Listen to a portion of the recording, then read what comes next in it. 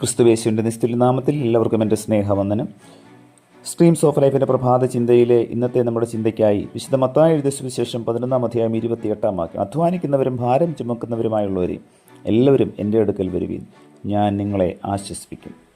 Robert Leslie Stephenson എന്ന ക്രിസ്തുഭക്തനായ എഴുത്തുകാരൻ ഒരു കപ്പൽ യാത്രയെപ്പറ്റി രേഖപ്പെടുത്തിയിട്ടുണ്ട്. ആ സംഭവം ഇപ്രകാരമാണ്. ഒരു കപ്പൽ അനേകം യാത്രക്കാരെയും കൊണ്ട് അറ്റ്ലാന്റിക് സമുദ്രത്തിലൂടെ പ്രയാണം ചെയ്യുകയായിരുന്നു. പെട്ടെന്ന് കപ്പൽ ഒരു വലിയ ചുഴലിക്കാറ്റിൽ അകപ്പെട്ടു. അതൊരു തൊട്ടിൽ പോലെ വെള്ളത്തിൽ കിടന്നാടുവാൻ തുടങ്ങി. അടുത്ത നിമിഷം വെള്ളത്തിൽ മുങ്ങും എന്ന സ്ഥിതിയിലായിരുന്നു കപ്പൽ. യാത്രക്കാരെല്ലാം മരണത്തെ മുന്നിൽ കണ്ട് പരവശരായി. ചിലർ നിലവിളിക്കുകയും മറ്റു ചിലർ തങ്ങളുടെ ദേവന്മാരോട് പ്രാർത്ഥിക്കുകയും ചെയ്തു.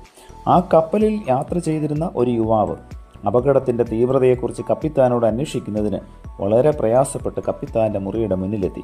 എന്നാൽ വാതിൽ തുറന്ന് പുറത്തു വന്ന കപ്പിത്താൻ യുവാവിൻ്റെ മുഖത്തേക്ക് നോക്കി പുഞ്ചിരിക്കുകയാണ് ചെയ്തത്. അവർ തമ്മിലൊന്നും സംസാരിച്ചില്ല. യുവാവ് കപ്പിത്താൻ്റെ മുഖം ദർശിച്ചു, പുഞ്ചിരി അനുഭവിച്ചു. ആ അനുഭവത്തിലൂടെ യാതൊരു ഭയത്തിൻ്റെയും ആവശ്യമില്ലെന്ന വിശ്വാസം യുവാവിൻ്റെ മനസ്സിൽ ദൃഢമായി. പ്രിയമുള്ളവരെ, ജീവിത പടകിൻ്റെ കപ്പിത്താൻ യേശുക്രിസ്തുവാണ്.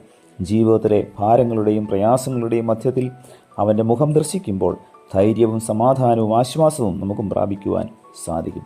നമ്മുടെ ജീവിതത്തിലെ പ്രതിസന്ധികളുടെ മധ്യത്തിൽ, പ്രതികൂലങ്ങളുടെ മധ്യത്തിൽ, പരാജയങ്ങളുടെ മധ്യത്തിൽ ഒരിക്കലും നാം അധൈര്യപ്പെടരുത്. ജീവിതമാകുന്ന ഈ കടലിൽ നാം യാത്ര ചെയ്യുമ്പോൾ പലപ്പോഴും കാറ്റും കോളും തിരമാലകളുമെല്ലാം നമുക്ക് എതിരായി വന്നാലും വിശ്വാസത്തിൻ്റെ നായകനും പൂർത്തി വരുത്തുന്നവനുമായ യേശുവിൻ്റെ മുഖത്തേക്ക് നോക്കുവാൻ തക്കവണ്ണം അവൻ നമുക്ക് വചനത്തിലൂടെ ധൈര്യം നൽകുന്നു.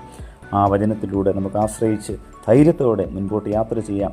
ദൈവത്തിൻ്റെ പരിശുദ്ധാത്മാവ് നമ്മെ അതിന് സഹായിക്കട്ടെ. പ്രിയ കർത്താവേ, ഞങ്ങൾക്ക് നൽകിയ ധൈര്യത്തിൻ്റെ വചനത്തിനായി നന്ദിയോടെ സ്തോത്രം. ഞങ്ങളുടെ ജീവിതത്തിൻ്റെ പ്രതിസന്ധികളുടെ മധ്യത്തിൽ ഒരിക്കലും ഈ ലോകമാകുന്ന സാഗരത്തിൽ ഞങ്ങൾ മുങ്ങിപ്പോകാതെ കർത്താവിൻ്റെ മുഖത്തേക്ക് നോക്കി പ്രത്യാശയോടെ യാത്ര ചെയ്യുവാൻ അവിടുന്ന് ഇന്നത്തെ വചന കേൾവി ഞങ്ങളെ അവിടുന്ന് സഹായിക്കണമേ. പുത്രൻ്റെ നാമത്തിൽ പ്രാർത്ഥന കേൾക്കണം പിതാവേ, ആമേൻ.